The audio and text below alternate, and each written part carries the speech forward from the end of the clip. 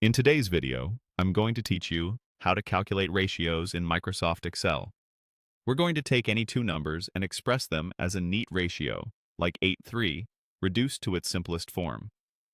To do that properly, we'll first find the greatest common divisor, or GCD, and then use it to simplify both numbers and display the result with a colon in between.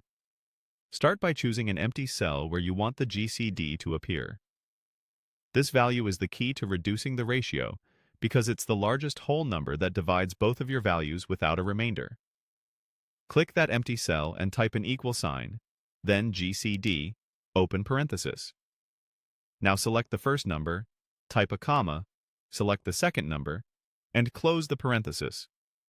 For example, if your numbers are in A2 and B2, you would type each GCD A2, B2. Press Enter, and Excel returns the greatest common divisor for those two numbers. With the GCD ready, we can build the final ratio. Click another empty cell where you want the simplified ratio to be shown. Here, we'll divide each number by the GCD and stitch the results together with a colon, so it reads like traditional ratio notation.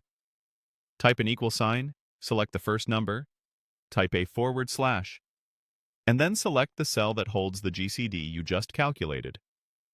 Next, type an ampersand to join text, then a double quote, a colon, and another double quote. After that, type another ampersand, select the second number, type a /, and select the GCD cell again.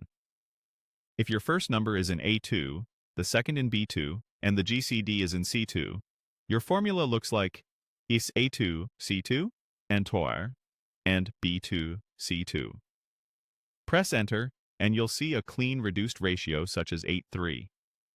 A few quick tips to keep things smooth. The GCD function works with whole numbers, so if you're starting with decimals, consider whether you should scale them to integers first, so the ratio reflects the proportions accurately. If either number is 0, the ratio won't be meaningful. Check your inputs before calculating. If your numbers can be negative, Excel will still compute a GCD using their absolute values, and the ratio sign will reflect the original signs of your numbers. That's all there is to it. Compute the GCD, then build the ratio by dividing each number by that GCD and joining them with a colon. This gives you a clear, professional-looking result that's easy to read and share.